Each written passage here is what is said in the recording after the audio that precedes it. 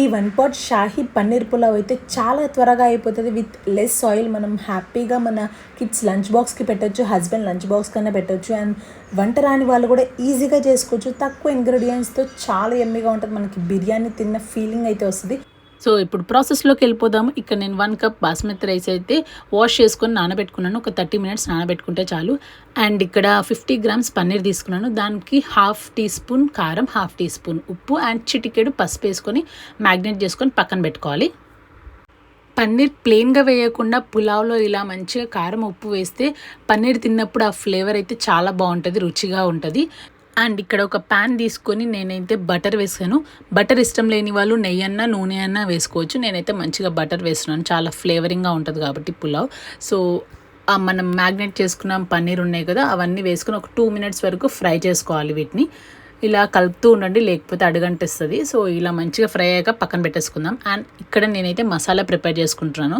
So మనము 2 table spoon ఫుల్గా curd అయితే తీసుకుంటున్నాము, థిక్ కర్డ్ని మంచిగా బీట్ చేసుకొని ఇక్కడ 1/2 టీ స్పూన్ ఉప్పు, 1/2 టీ స్పూన్ కారం వేసుకొని అండ్ 1 టేబుల్ స్పూన్ ఫుల్గా బిర్యానీ మసాలా అయితే వేసుకుంటున్నాను.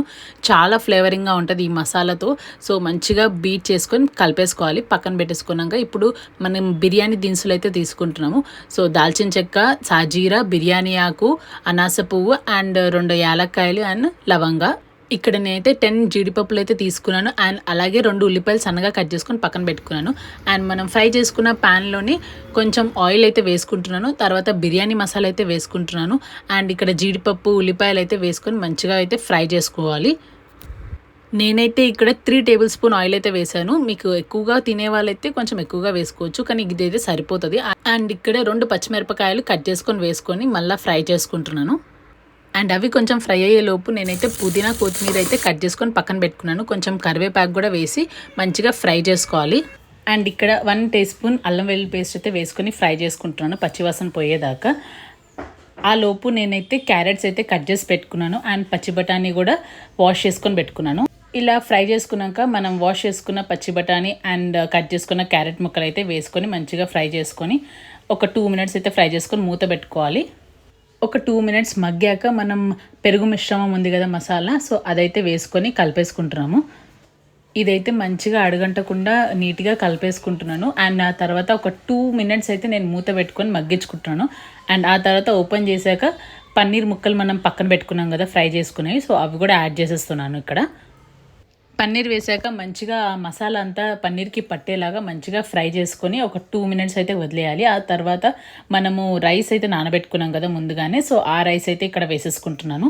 అండ్ నేనైతే 1 కప్ రైస్ నానబెట్టుకున్నాను కాబట్టి 1.5 వాటర్ అయితే వేసుకోవాలి.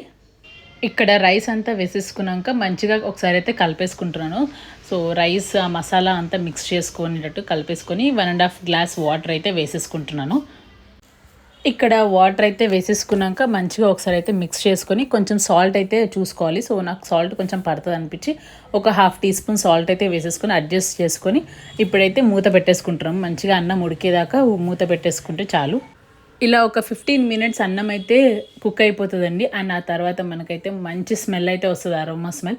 అండ్ ఇక్కడ రైస్ రెడీ అయిపోయాక నేనైతే పుదీనా, కొత్తిమీర వేసేసుకొని అంత పైన ఫ్రైడ్ ఆనియన్స్ కూడా వేసేసుకుంటున్నాను. అంతే రెడీ అయిపోయింది మన షాహీ వెజ్ పన్నీర్ పులావ్. అండ్ మా పాప అయితే లంచ్ టైంకి స్కూల్ నుంచి వచ్చింది, సో తనకైతే పెట్టాను. సో చూడండి తన రియాక్షన్ ఏంటో.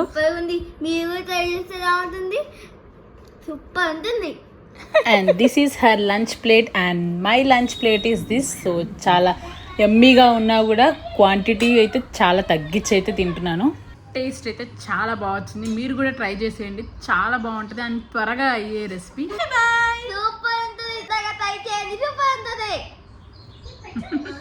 By bye, keep smiling. మరో మంచి వీడియోతో మీ ముందుంటాను. Thanks for watching till the end.